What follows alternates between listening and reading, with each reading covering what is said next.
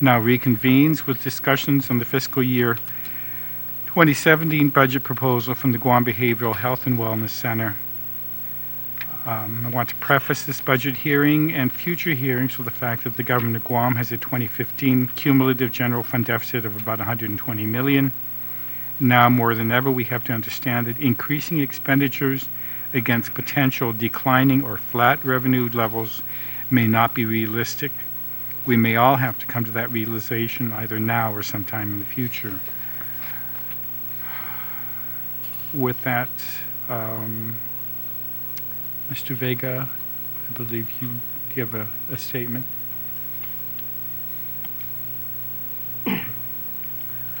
Good morning, Senators of the 33rd Guam Legislature.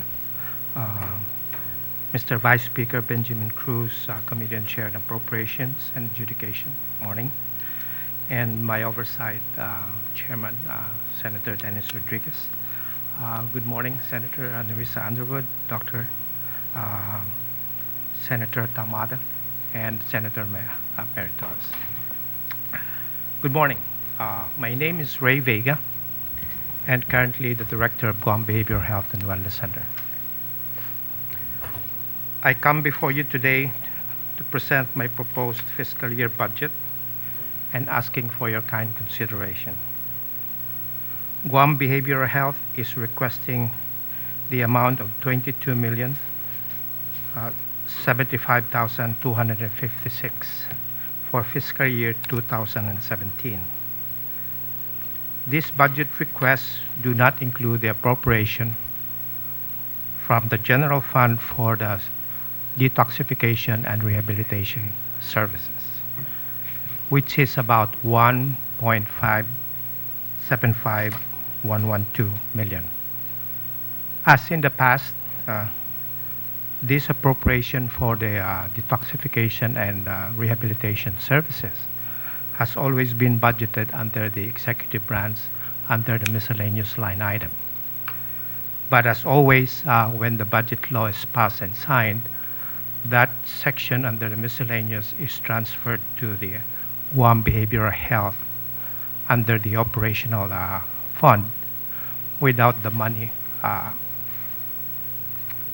being transferred. So from the very onset, when the budget for last year in the amount of $222,329,459 was inclusive of the 1.575 million for the social detox.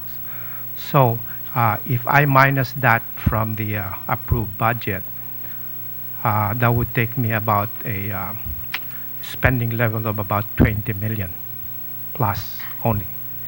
So this year, if I would be given the same, my request actually is shorter than the 2.22 million because that did not account for the 1.5 million on the social detox. So if we add it all together, the budget, except the one I asked for the 22 million plus the 1.5 for the social detox, which is on the executive branch miscellaneous line items, would total to about 23,650,368. But on the budget proposal under the Guam Behavioral Health only, it is about 22,075,256. Did I explain it well? If I understand, your request is 20, but there was a $1.1 million budget item for detox, which is in miscellaneous provisions. No, Senator. My request is 22. 75, and under the executive branch budget request under the miscellaneous line item was the appropriation for the detoxification and rehabilitation services for the non-government agencies for the substance abuse treatment. And that substance abuse treatment, that's for Oasis, Yes. Sanctuary, and Lighthouse. Lighthouse. That is correct, Your Honor. Okay, so that should be included somewhere to make sure that you guys Yes. get that money. Yes, Your I Honor. also noted that, was it intentional, or did my staff just not find it? There's a $489,752,000 for the Focus on Life Guam Suicide and Prevention Program. Did that get funded? Or did we lose it That somewhere? was funded last year, I think, Your Honor. Yeah, I know we funded it last year, but I didn't see it in your request, or we didn't see it in your request. Was that intentional? No, I think I would have to check on that, Your Honor, because the Focus on Life grant has expired and it's now being taken over the Partnership for Success. I will get back to you whether there was an oversight on our part that we took out the Focus on Life appropriation as of last year for about 409,000. Yeah. Yes. And is it now renamed Partnership for Life? Yes, Partner. the Focus on Life grant, federal grant, has expired, and it was taken over by the Partnership for Success. But I will get Is back. that all local funds, or is Oh, it? that's federal fund. It's- You're okay. Okay, so it's a different federal program then. Right. So if I can just quickly go over, the increase actually, Your Honor, is on the personnel side, which is about 900,000, and that would inclusive of all the increments. And most importantly, as we are still under court monitor, they are tracking those federal FMT-created court-ordered positions, which they created when federal management team took over. And that was a total of about 126 positions. So in order to maintain some compliance with the amended permanent injunction, I do report to the district court and have made representation that as the full control and operation of the Guam Behavioral Health was transferred back in August of 2012, I believe, that the local government made some assurance that they would continue to fund those FMT-created court-ordered positions, which is at this time, it's about 26 positions vacant. Why is it vacant? It's a matter of resignation, difficult to hire position,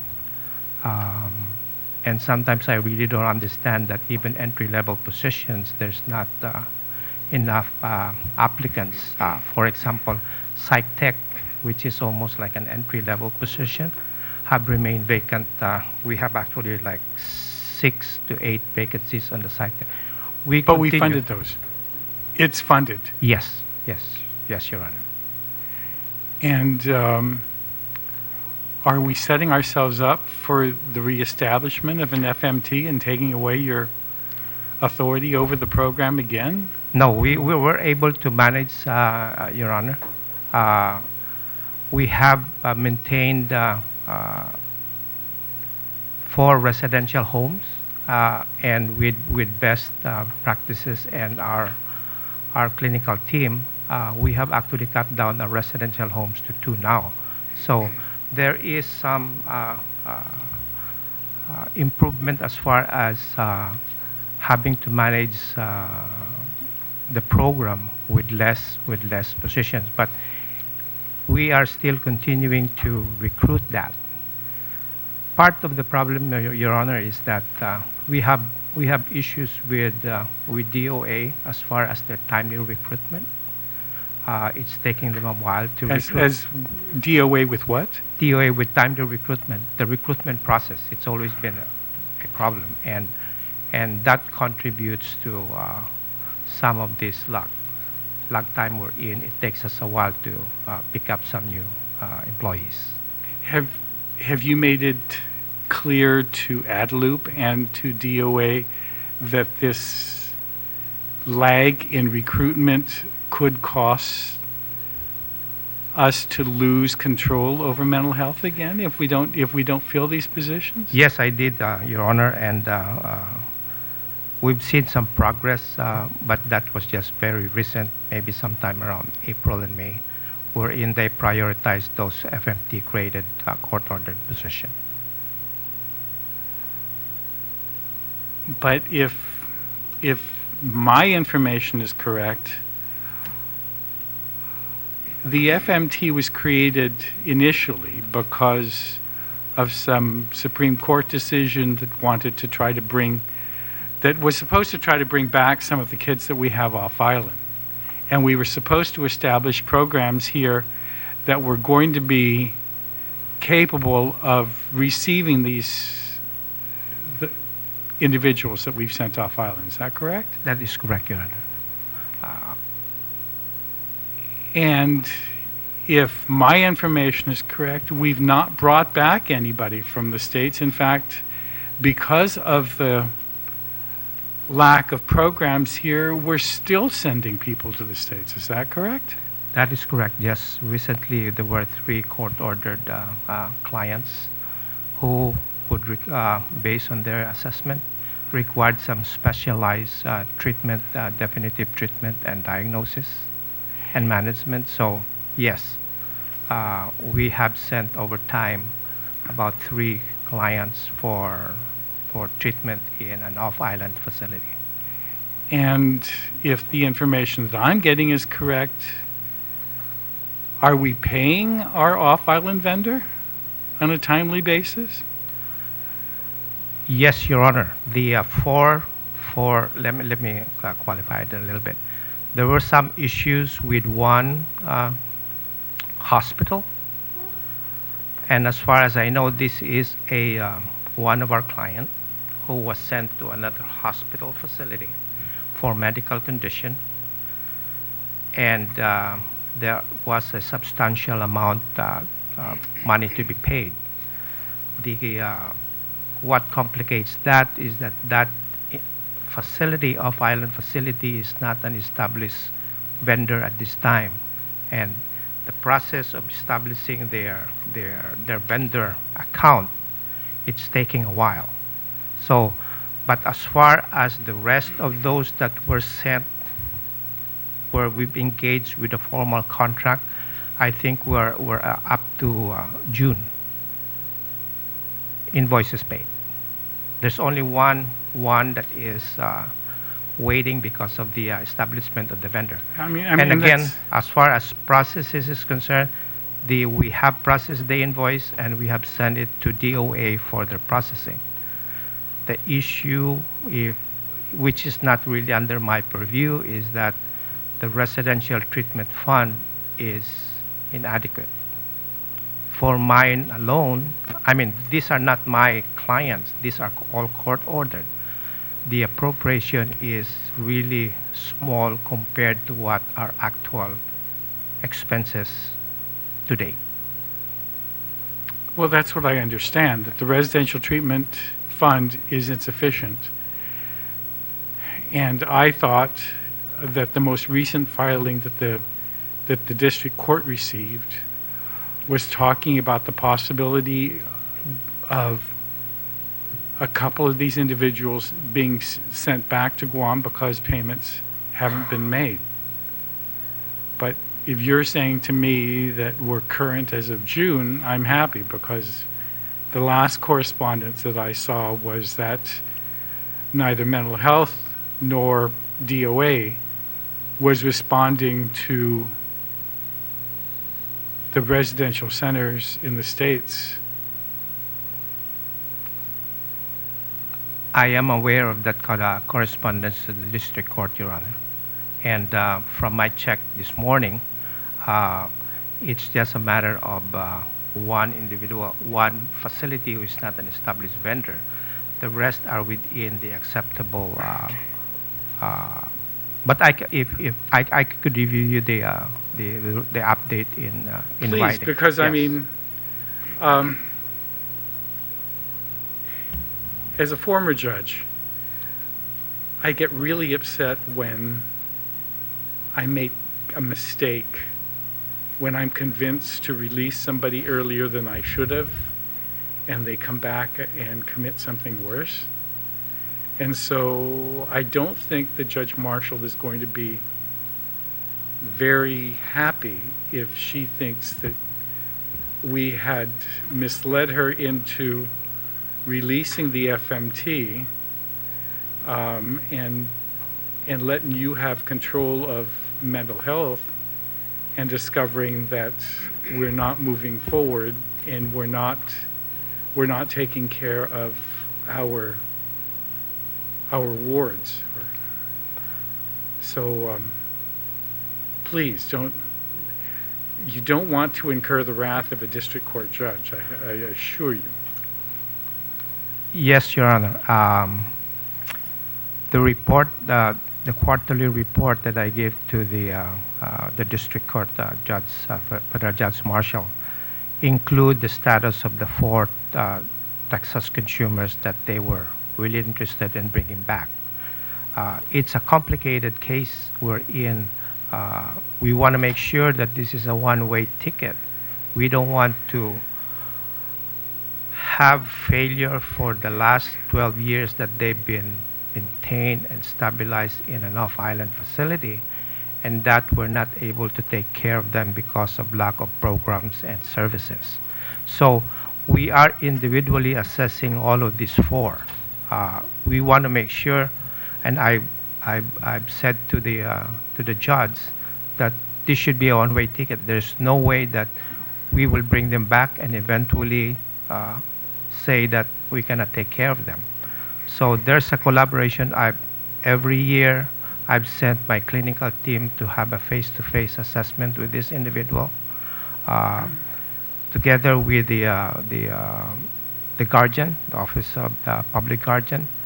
She has recently visited, and we are in the same opinion that it is best for those clients to stay in this facility up until we can assure that we have the capability to bring them back. There are several factors that really affect it, and I report that to the court. We are an island nation. The cases of these individuals, I think, Your Honor, you're very familiar with those. Access to drugs, alcohol, and some of those are triggered by family relationship. If the intent is to reintegrate them back to the community, and this is their community, and some of those triggers are within the family system,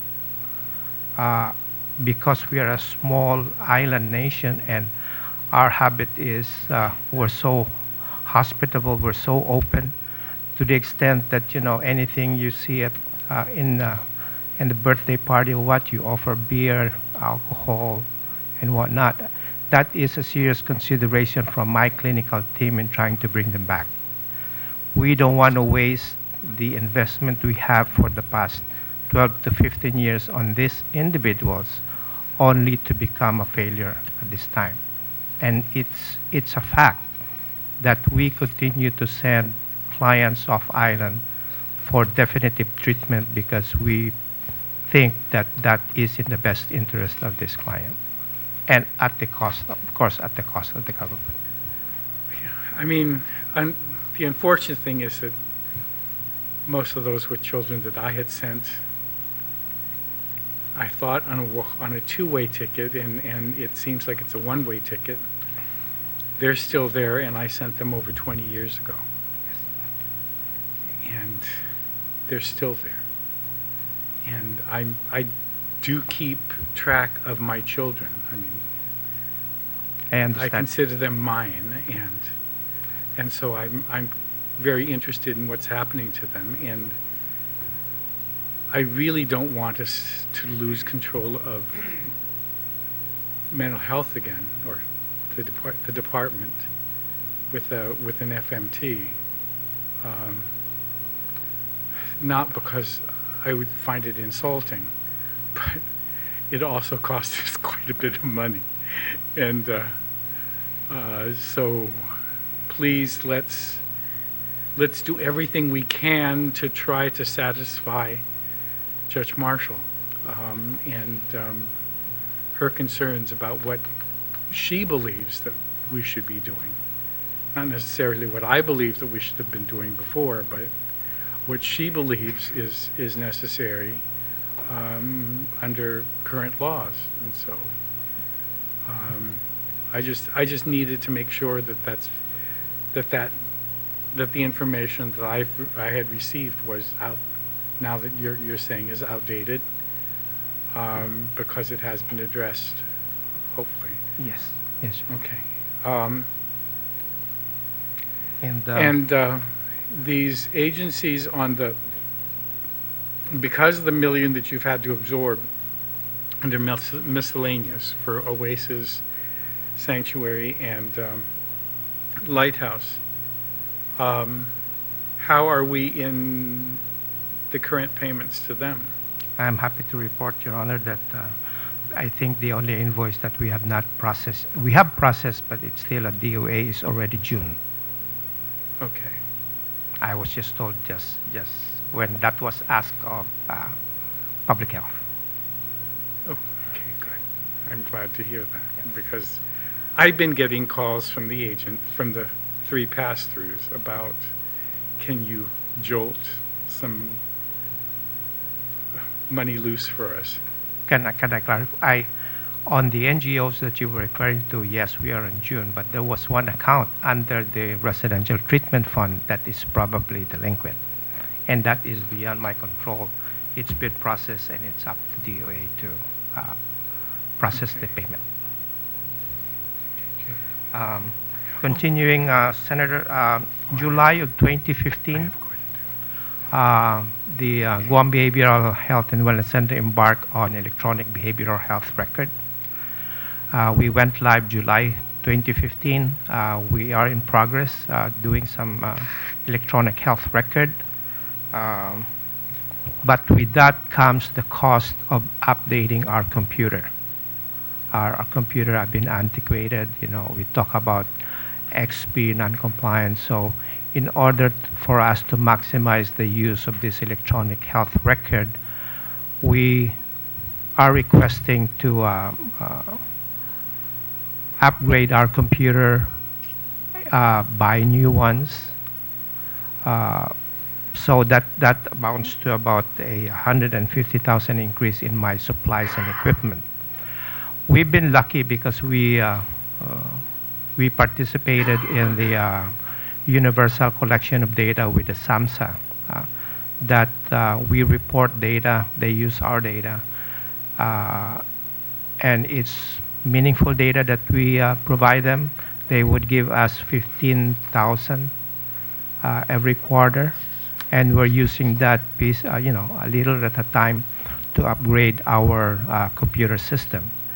But still, we still are in need of new computers for us to maximize the use of the electronic behavioral record. And I hope you would consider giving us that, because that is really very efficient in the delivery and the delivery of services in a timely manner, including access to medical information real time. We are already doing an electronic record with our clients. And the rest are just the increase in the supplies and materials. Medications is one of them. We have upped our medications to about 1,000. So our budget, we've been very, very prudent as far as our budget. We remained within our authorized spending level, but we do have some new needs. For example, we just found out that Guam Behavioral Health has no van with an electronic lift for our handicapped or disabled. So it's included in one of those requests for additional funding. Other than that, I think I said earlier, we try to be prudent as far as spending within our limits. No, I wanted to commend you on the budget. You didn't ask for a 40% increase. So that's why I'm a light. But I know we discussed this a long time ago, and then I thought Senator Rodriguez addressed it in subsequent legislation. That where is your fee schedule at? The fee schedule? Yes, we. I'm glad. I'm very happy, Senator, that we talk about the billing and collection. Here's the predicament with that department. Even at the national level, the mental health services is always on the forefront. The clients we serve, they are mostly our Medicare, Medicaid, MIPs, self-pay, not gainfully employed. It's a sad experience when we try to collect upfront. As we try to work this out with them, it's really a pity wherein you could hear our consumers, we call them consumers, or patient serves, saying, so if I cannot afford it, I cannot come back next time. I'm torn between aggressive collection and tempered collection, because if I do aggressive collection and they don't come back, where will they be? They will be on the street. And I hope the government realizes that we need to really subsidize the delivery of service in the mental health population. Collection is good with probably with commercial account, but they're a mere 10%.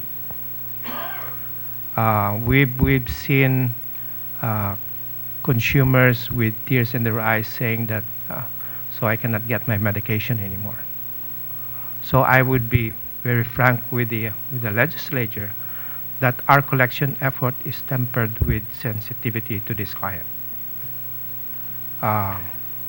Otherwise, You convinced me of this the first time when I had the fee schedule. And so I put a provision in that it wouldn't go into effect until we could work things out with Medicaid. And then I was told, I thought, when subsequent legislation was introduced, that that wasn't necessary to do. And now I'm getting the same. I don't know. Yes, Senator, that's where we're at, Senator. When even the self-pay, we, as much as possible, we would encourage them to come back and seek these services. But because of the mandate, we have to tell them that you would be responsible for these services. But we try to allay there, whether or not you have the ability or inability to pay, please come back. Because we are a single state agency that takes care of mental health and substance abuse. Our mission is to provide comprehensive mental health services and substance abuse treatment and management. And that's our collection effort. We don't So that's a really collection effort, but you still haven't. Have you gone through with establishing at least the fee schedule? Yes, we have not yes, we have a fee schedule, but we have not updated that on the annual basis. We have a fee schedule, Your Honor. Go ahead. Thank you, Mr. Chairman. So, Ray, I understand, because we talked about that and how you're sensitive to the fact that some of the consumers just don't have the means, right? And you're worried that if they don't, if they're told they have to pay, then they won't come back. But at least for those that are already for Medicaid, MIP, the self-pay, are you billing and collecting from them? We have with Medicaid and MIP, we have I think we still have to bill them, but we already have the the billing form. Okay, for I that. think so. That's the point. Right. Correct me if I'm wrong, Vice Speaker. I think that's the point. Is that we said we need this fee schedule. We put it through. We took out the provision that the Vice Speaker put because I was told that was the impediment. But so, in listening to the concern that you have, but the bottom line is, are we even billing now and collecting from those that we could? Because that's going to help. I know that even with the children's mental health, we did a separate fee schedule for that. Right. And we know that Medicaid also is going to be paying for those children's services. But the thing is, are we billing and collecting? We have the billing form, the invoices already, but I believe we have not sent it to public health.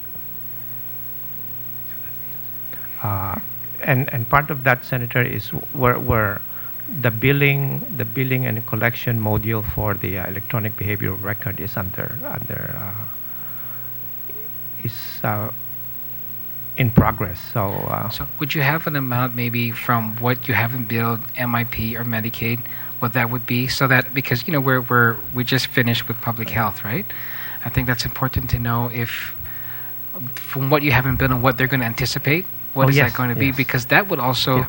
be factored into your budget in terms Yeah. of the revenue that would come in. Yes, we actually track those, and in fact before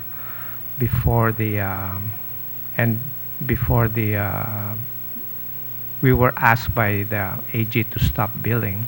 We have some data to support how many of those are from Medicare, Medicaid, MIP. You were asked this. Oh, this is prior to Yeah. removing. So that. we have the structure ready, Senator. So what do you have it now, or do you gonna No, just I just don't submit have it. like- okay. Maybe we'll provide it at a later date.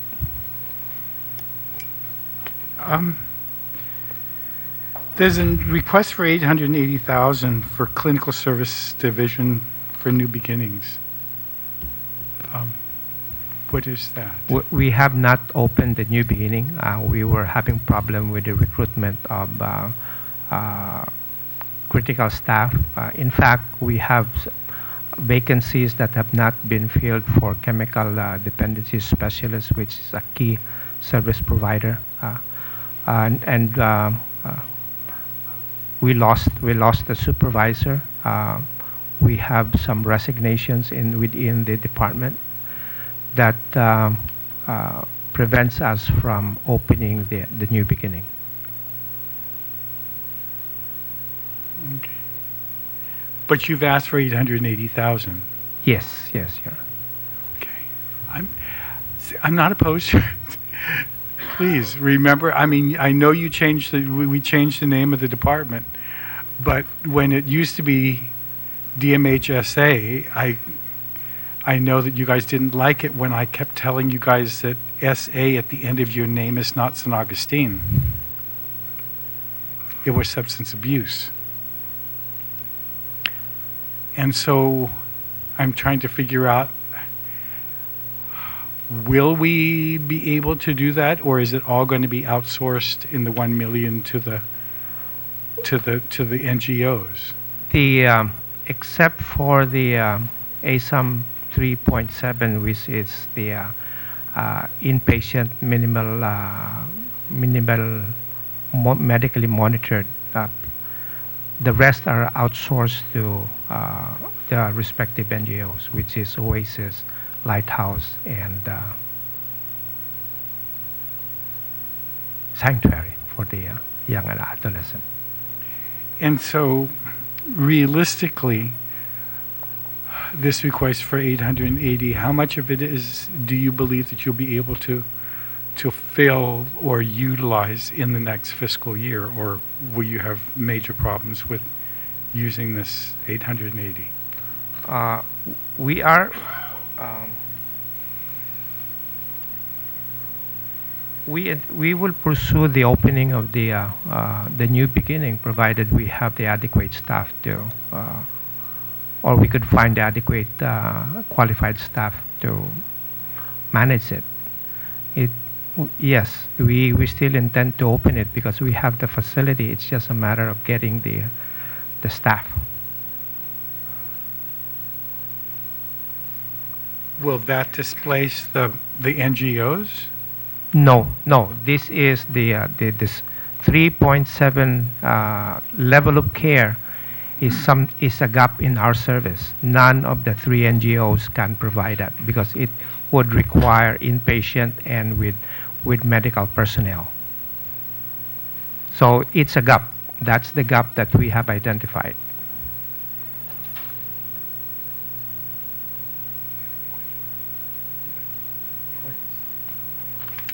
Dennis, and then you. Thanks. I have a question on the system of care implementation grant. That ends, it's a federal grant that ends, I believe, in 2017, in June. Does the budget reflect the local government taking over after June 2017?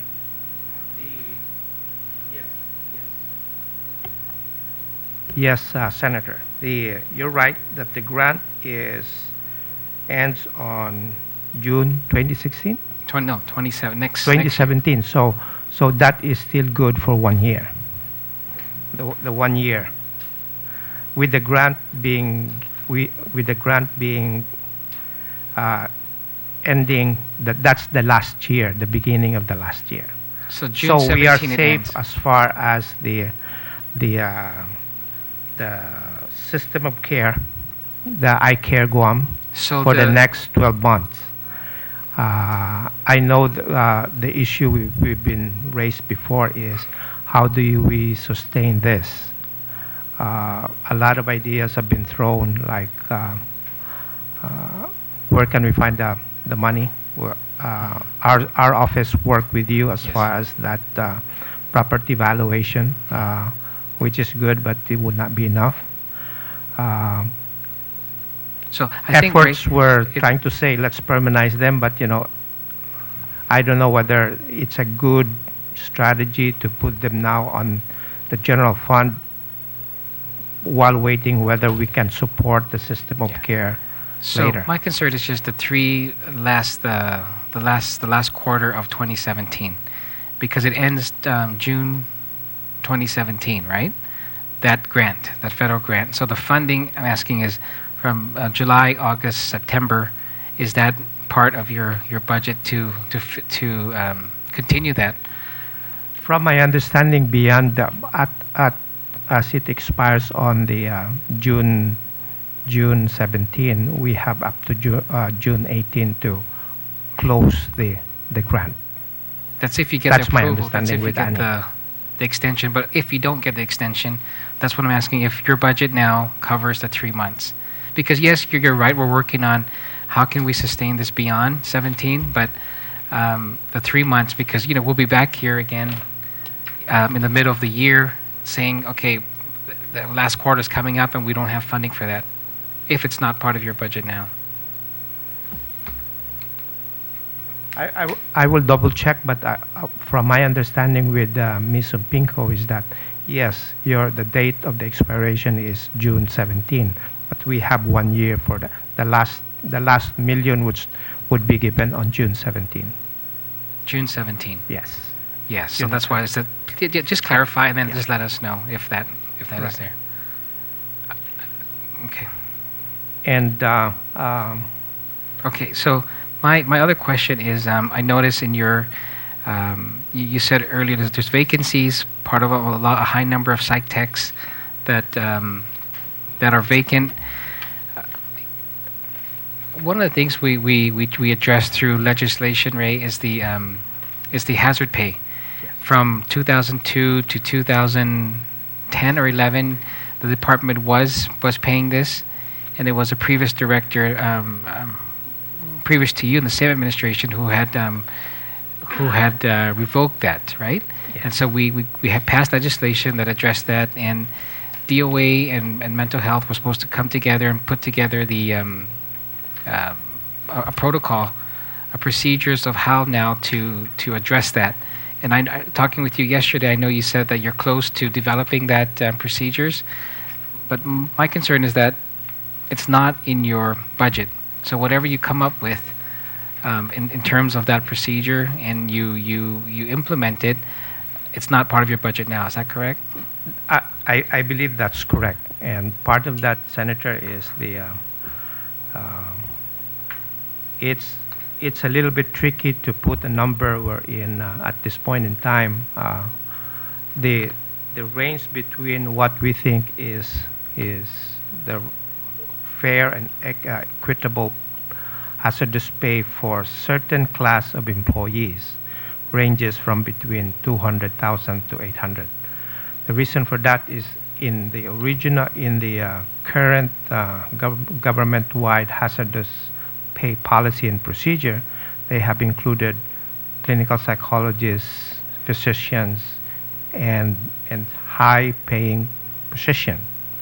And with the thought of whether how to you be eligible for hazardous pay is predicated on there's a change in the environment, the safe environment. So that would actually include, it's taking us a while to look at it, because that would include physicians who respond to a crisis intervention, clinical psychologists, even security guard who assist in the destabilization effort or crisis intervention. So before it was taken away, who was covered under that? It wasn't everybody. It wasn't everybody. It So was why can't only we go the back nurses. to that? Yes. It and was, so and the intent of the law was just to go back to what the department was already doing, and so and so if we need to clarify the law even further, maybe that's what you can recommend to us, so that it's focused on just what the intent was and what the department was already doing prior to 2011. we have included other classes of employees because they are also exposed to a hazardous environment. When there's a change, when there's a crisis right there in the front, and security guards, staff, other staff are also exposed, from my perspective, it's just fair and equitable that they also be eligible for those hazardous pay. I will not be my opinion to limit this only to clinical staff, because it's predicated on a change from a safe, structured environment to an unsafe environment. Because if that's the case, their position title, it's embedded. And remember, that's the argument, that having to work in a mental health facility, you know what you're getting into. But that doesn't mean that you will not be exposed based on the government-wide policy. You will not be exposed to a unrecognized hazardous environment wherein we take care of forensic clients, handcuffed and everything.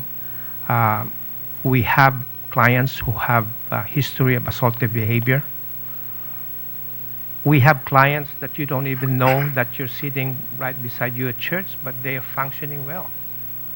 So the fact that they have this medical this condition doesn't really mean that they are unsafe. So it's a change from a structured, safe environment to one that is unpredictable and exposes the employees to hazardous environment. So that's why it's taking us a while. We've met several times with DOA. As a matter of fact, we met 3 weeks ago, but I have a family personal leave that we were not able to really work out the final draft. But yes, we were late, but we're doing our due diligence and coming up with the hazardous pay implementation. Okay, so go ahead. Yeah. So, Mr. Vega, are you saying that anybody who works within that facility should be eligible for hazardous pay? No, no, because the guideline that we're looking at would be when there's a change from just because you're in a mental health facility going to means you have a hazardous environment. Because as a matter of fact, and I said earlier, we have people in the community who have this condition that are very productive. But the fact that you sit beside them in church or in parties, you're not exposed to hazardous pay. A good example, if that's the argument, is we have residential recovery program. We have homes that we maintain. When they go to sleep, I cannot really say that you should be entitled, while watching them sleep, you should be entitled to hazardous pay because of they have this medical illness or mental illness. So what we're trying to do is we're trying to come up with a guideline wherein when there's a change, when one becomes belligerent, one becomes decompensated, say she did not take medicine, and becomes assaultive to the staff. So that's when the change in the environment, safe environment, to one that is hazardous because you could be assaulted by your clients. I am not in favor of giving them a blanket hazardous pay because they're taking care of our clients. Because the argument of the government-wide policy is already, it's embedded in your job description. When you applied for a psych tech, when you applied for a psych nurse, you know you'll be dealing with mentally ill patient, but that doesn't mean that they are unstable and volatile, and they could decompensate. Yes. Okay, I guess it's just it seems so complicated as to when the hazardous pay becomes applicable. I mean, if the consumer was smaller than me, I probably wouldn't feel threatened. I wouldn't feel that it's hazardous because I could handle it. But if I was smaller than that consumer, I would always probably feel, threatened and that I'm in a hazardous. But, to say, well, during this time of day, I encountered a hazardous condition, therefore I should be entitled to. Wow, that's just going to be so how you can track all that. Yeah. We usually, and when things like that happen, they are mandated to provide an incident report. So we have actually a form of monitoring wherein unusual behavior from our clients do happen. Okay. So we could actually track those unruly, assaultive behavior from our clients. So then maybe rephrasing my question then, should every employee be eligible to receive that hazardous pay if they were somehow they came into that hazardous condition? Take for example, so they had to call all hands on deck because things just got out of hand upstairs or whatever, and so even the cashier got called up there to assist. And that may be a little extreme, but to be to say, well, no, because you're just an admin type person, you're not going to be eligible, even though we called all hands on deck to assist. It's just wow. And that's where the when we try to be selective, that only nurse, psych tech, then what about the security guard who was, aside from all responders are trained in the proper way of handling crisis intervention, I cannot really discriminate when they ask the security guard, who's also trained in crisis intervention because of the nature of the work to provide physical security, that they cannot be entitled to a hazardous pay compared to the psych tech, because both of them are exposed to a hazardous environment. So we have to be make a decision on when the hazardous pay starts ticking and when does it end. A good example is if in the inpatient you see a consumer already trying with their behavior, you could see because of the clinical expertise, this client is de-escalating, decompensating. So they already are alerted and make sure that, all eyes on her. But even then, our staff get assaulted by clients. So if I were to make a determination, and that's what the guidelines that we're asked to work on is, when does it start and when does it end? I guess my only concern is that it's not here. So even after you come up with whatever the protocols are with DOA, I'm hoping you do it soon, right? Because you're almost there, you said. Yes. So my concern is not here. That's not reflective of next year's budget. And so that's something that, I don't know if we can get it before we do this, but it's a concern for me. We have actually calculated that when we start doing the public hearing. I just need to get the updated, the correct one. But if the department will be granted to this request, including the 1.5, I can almost see that we will live within the budget even when we implement the hazardous pay, because we've been very prudent as far as spending money.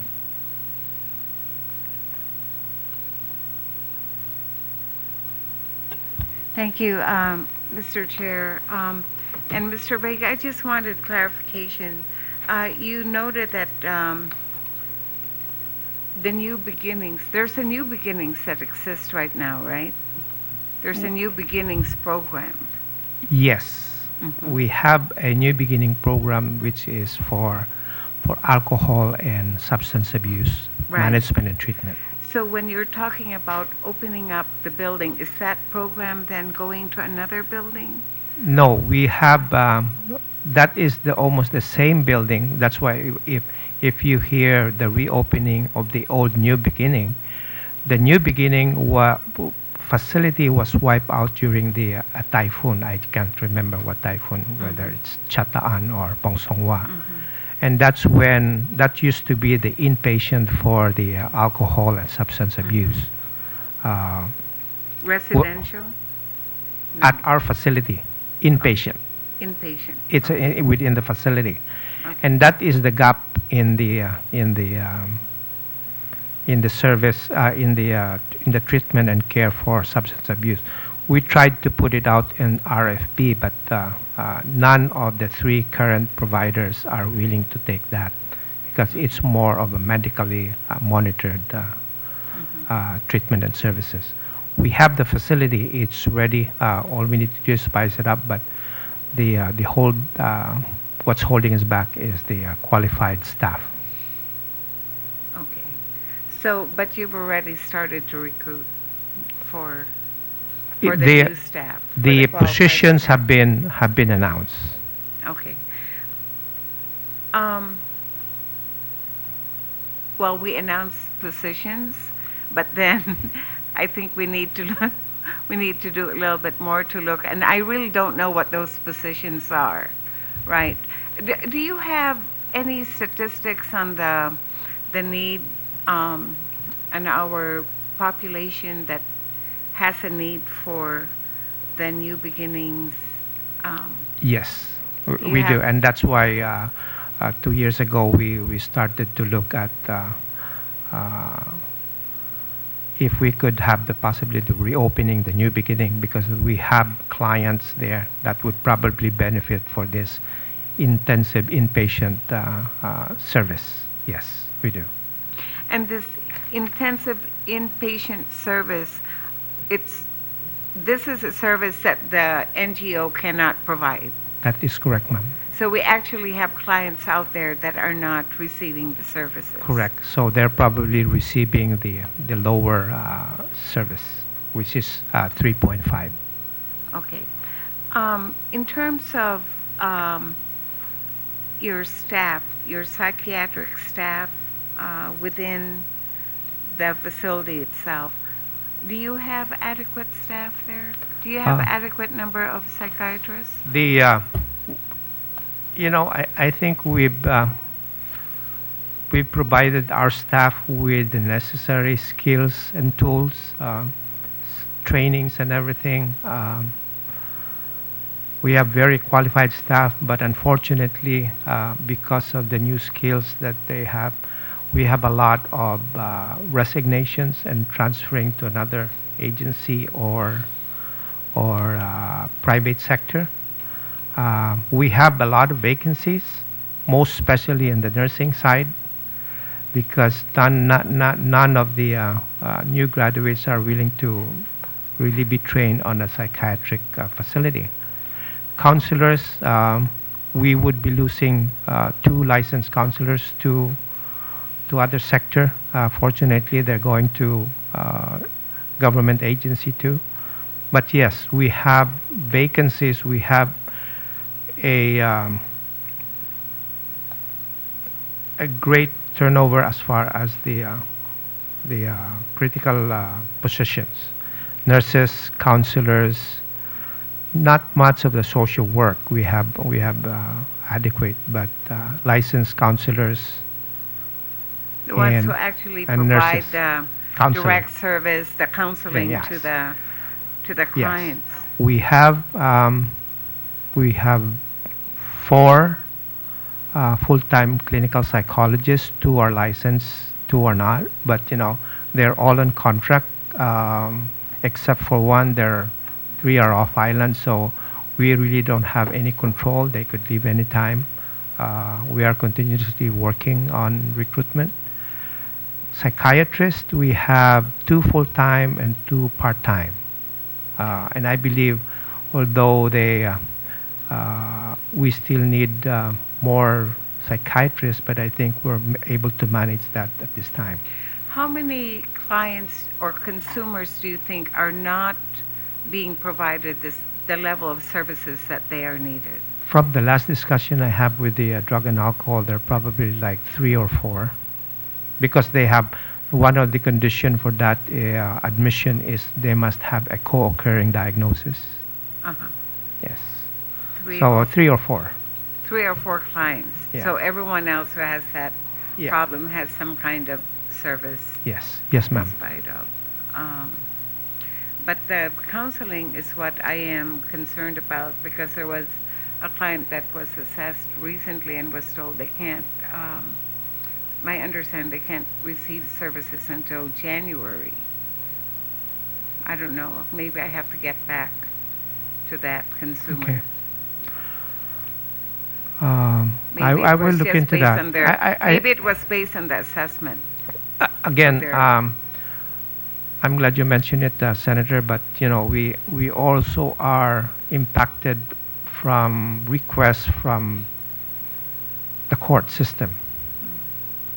And how I wish that the judiciary would have their own, although they have their counseling services, that they don't refer them to us. And psychological evaluation, counseling takes a lot of time. And unfortunately too, the court gives us a drop the date. Otherwise, I would be ordered to explain why. So, in that respect, I already met with the Attorney General and see where they can help us work with the court system. We're in. There's a tons of referral for clinical assessment, and it's really impacting on our community consumers.